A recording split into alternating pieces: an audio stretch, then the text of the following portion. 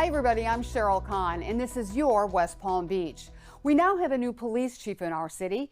Interim Chief Tony Araujo has been appointed to the job permanently by Mayor James. For Chief Araujo, the move is a return to his local roots. Interim West Palm Beach Police Chief Tony Araujo had been in place since October. That's when Mayor James appointed him after dismissing former Chief Frank Adderley over allegations of financial improprieties within the department. The mayor says he was so impressed with Araujo's work that he offered him the permanent position. I appointed Tony Araujo as interim police chief for the city of West Palm Beach with a clear mission to conduct a top-down review of the department and ensure we uphold the highest standards of public safety. Over the past several months, he has not only met that challenge, but he has exceeded it beyond my wildest expectations. Araujo, who worked his way up to colonel during a 42-year career at the sheriff's office, says he's taking a big pay cut to come here, but he says he grew up in West Palm Beach starting in high school, and making the move just feels right. Those moments when I've been out there,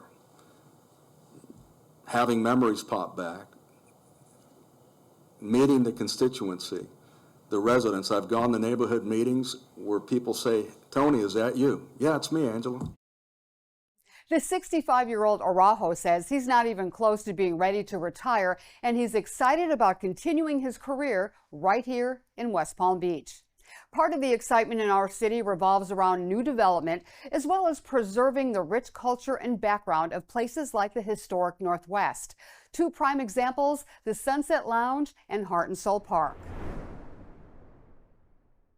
At the newly renovated Sunset Lounge, cultural anthropologist Dr. Alicia Nguyen explains why this building is so significant to the legacy of the historic Northwest. It's so important because it has been here for such a long time, and it is a historic icon.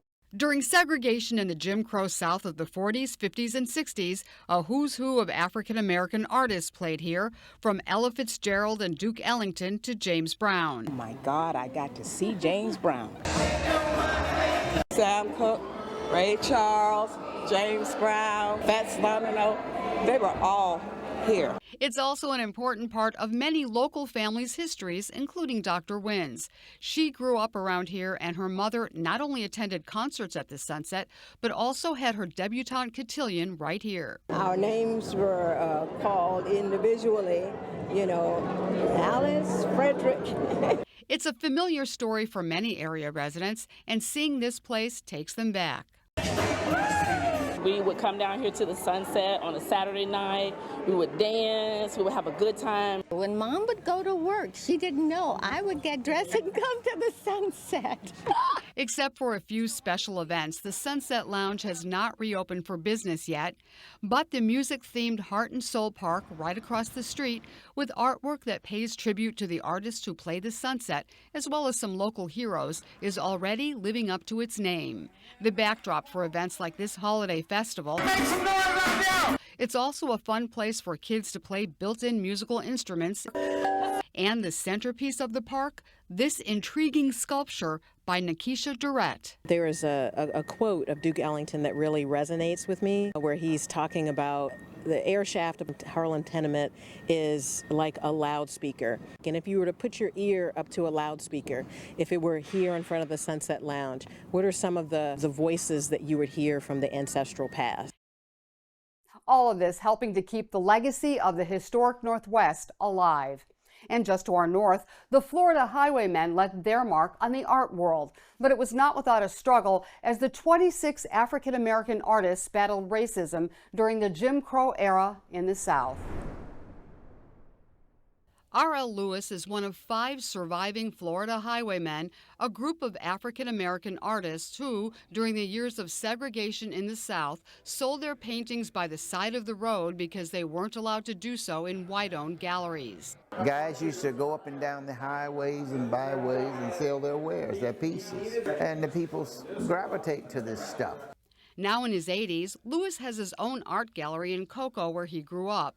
He still makes appearances around the state, like this recent one at the Historical Society of Palm Beach County. The retired high school art teacher mesmerized the crowd here, just like he did during a 2017 demonstration and lecture at Grassy Waters Preserve. I said, bring in bounties. Somebody came in there with the little cheap stuff. Fellow highwayman James Gibson, who's since passed away, also made an appearance at Grassy Waters that year. And what we did, went to town. If we had a flat tire, which I did, I'd take my paintings out of the trunk of the car, put them on the side of the car, and change my tire. People's turning around, even the troopers, they were buying paintings back during that time. And not long afterwards, highwayman Curtis Arnett met admirers during a stop at a downtown business. This painting here is the St. Lucie River. For me, myself, it's like I was always kind of like in the right place at the right time, and it seemed like the art chose me. Those who know the backstory of what the artists endured while still capturing the beauty and mystery of old Florida. Florida was beautiful, had a lot of flowers, a lot of trees. Feel that meeting them and watching them work is an honor. 2, 1. Lewis and the other surviving highwaymen continue to create and teach. Call it a painting, it's not a picture, it's a painting.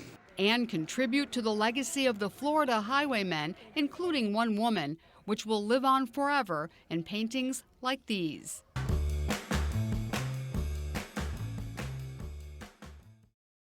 And if you've ever seen those paintings in person, you know they're nothing short of spectacular.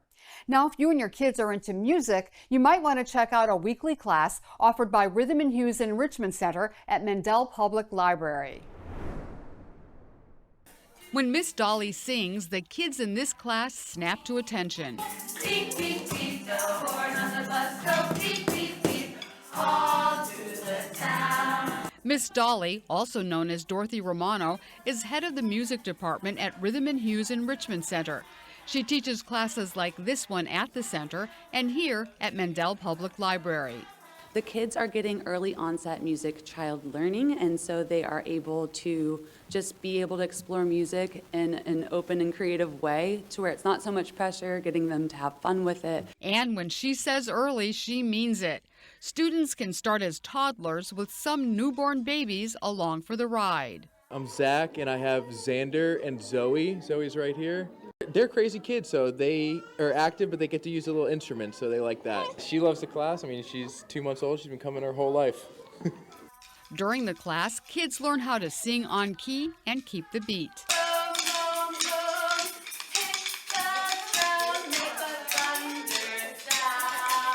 They also practice following directions, sharing, and working together while having lots of fun. This class is awesome because of the music. The kids can interact with other kids. And for students with musical talent, this beginner's class could lead to something bigger.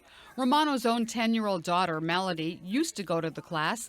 Now she's an accomplished professional singer and actress. I always say go for your dreams and just never give up. For more information on Rhythm and Hues and other activities at the library, visit WPB.org/library. It might not be as much fun as a music class, but you can also stop by the library for help filing your tax returns for free.